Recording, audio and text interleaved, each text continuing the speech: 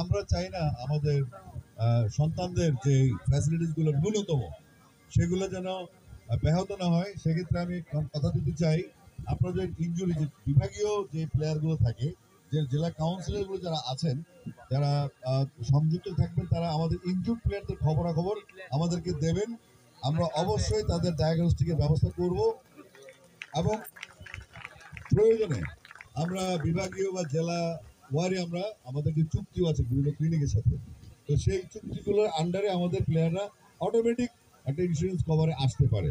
আমি একটা উদাহরণ দিতে চাই, রাঙামাটির একটা আন্ডার 19 একটা ছেলে, তার একটা হ্যামস্ট্রিং সমস্যা, তো সে অ্যাপ্লাই করেছে যে তার ইঞ্জুরির জন্য সে খেলতে পারছে না। আর 17 থেকে 19 এই বয়সটা খুবই মারাত্মক। এখানে ইঞ্জুরি হলে মুস্তাফিজ, তাসকিনদের এগুলো কিন্তু সহজ রিকভারি হয় না। তো সেক্ষেত্রে আমরা মেডিকেল মঞ্জু ভাইয়ের সাথে খুব ভালোভাবে চিনাঙ্গা মানুষ, আমরা যেহেতু একসাথে আছি, আমি ওনাকে বলেছি আপনারা আমাদের মেডিকেল অ্যাসিস্ট্যান্টটা স্ট্যান্ড বাই রাখতে হবে, কারণ অনেকে জানেই না যে আমরা বোর্ডকে চাইলে আমরা মেডিকেল ফ্যাসিলিটিটা পেতে পারি।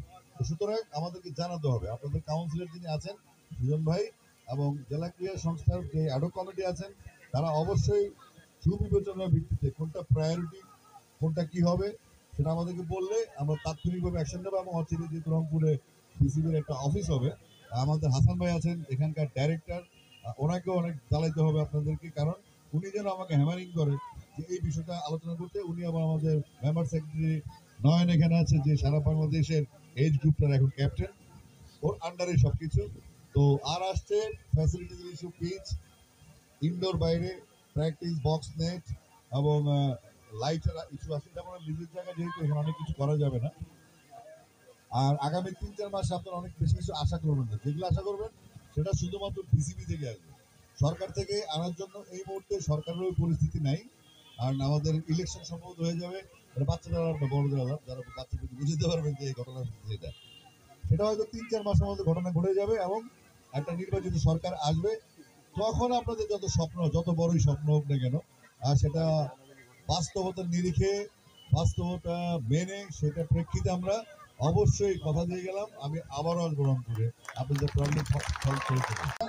মিডিয়া এখন ওপেন হয়ে গেছে, আপনাদেরও দায়িত্বের মধ্যে পড়ে যে আপনাদের জেলা শহরের বা আপনার বিভাগীয় শহরের বাচ্চাদেরকে কিভাবে প্রমোট করবেন, সেটা আপনার ওই ওখানে রাশিয়ায় কি হচ্ছে, আমেরিকায় কি হচ্ছে, বাদে আপনার রংপুর নিয়ে থাকেন। এতে আপনাদের সোশ্যাল যারা কমিটমেন্ট গুলো আপনাদের পালিত হবে। এবং গার্ডিয়ান থেকে ধন্যবাদ, আপনারা এই প্রথম দেখলাম কোন গার্ডিয়ান অ্যাসোসিয়েশন, আমি নতুন দেখলাম আর কি, এটা আমি কখনো দেখি নাই, অ্যাপ্রিসিয়েট।